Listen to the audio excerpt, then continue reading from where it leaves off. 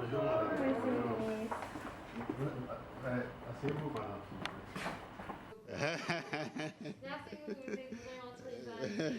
Alphonse, vous pouvez enlever votre masque si vous voulez, hein, ça ne me gêne pas.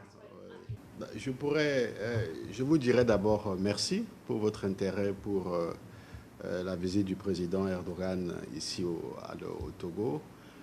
C'est une visite qui s'est globalement très bien passée. Le président de la République, le président Faure Gnassingbé, était très satisfait des entretiens qu'il a eus avec le président Erdogan, et également les autres chefs d'État qui étaient présents se sont réjouis également de la disponibilité du président Erdogan pendant les entretiens bilatéraux qu'ils ont eus et les entretiens sur un plan multilatéral avec tous les chefs d'État. Pour nous, au Togo, nous sommes satisfaits.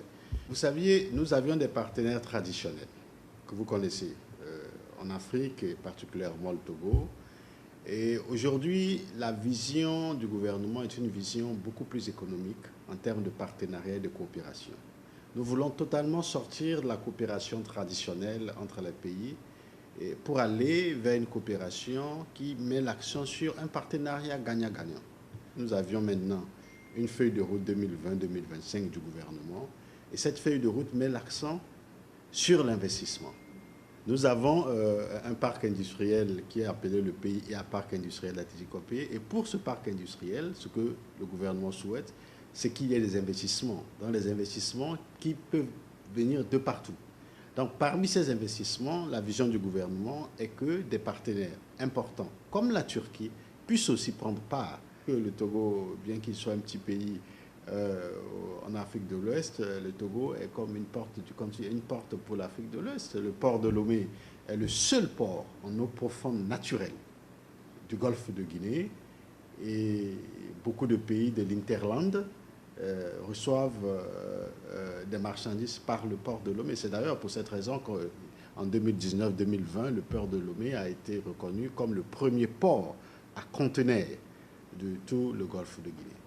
Vous saviez, les domaines prioritaires de l'investissement que le gouvernement présente sont d'abord sur un plan agricole. L'agriculture est l'une des priorités du gouvernement aujourd'hui que nous voulons développer. Donc de Lomé est une ville qui est totalement ouverte pour aller en Europe, aux États-Unis. À partir de Lomé, on peut aller aux États-Unis directement. C'est d'ailleurs pour cette raison que nous souhaitons que Turkish Airlines vienne rapidement s'installer à Lomé pour qu'il y ait des vols à partir de Lomé sur Ankara, quitte à ce qu'il y ait des triangulaires. Mais Lomé est une ville qui est totalement ouverte. Nous avons une compagnie aérienne, Askai, qui dessert tous les pays d'Afrique centrale en Afrique de l'Ouest africain, et nous pensons qu'avec un partenariat pareil, c'est un avantage pour les investisseurs turcs de venir investir au Togo. Je vous rassure que Turkish Airlines va desservir Lomé probablement à partir de l'année prochaine. Mais c'est beaucoup plus technique. La volonté politique des deux chefs d'État, du président Erdogan et du président Faure Gnassingbé, est nette. Maintenant, sur le plan technique, il faut régler des questions d'aviation.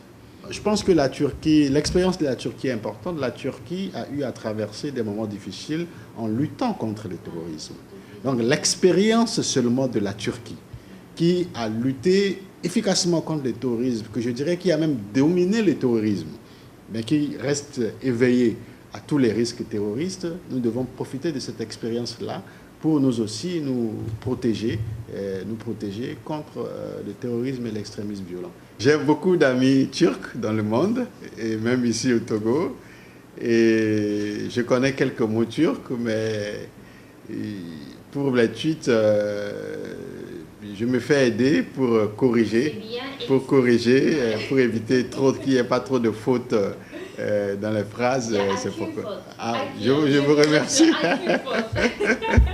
Donc je garde le secret pour le moment. D'accord, je vous respecte. Merci.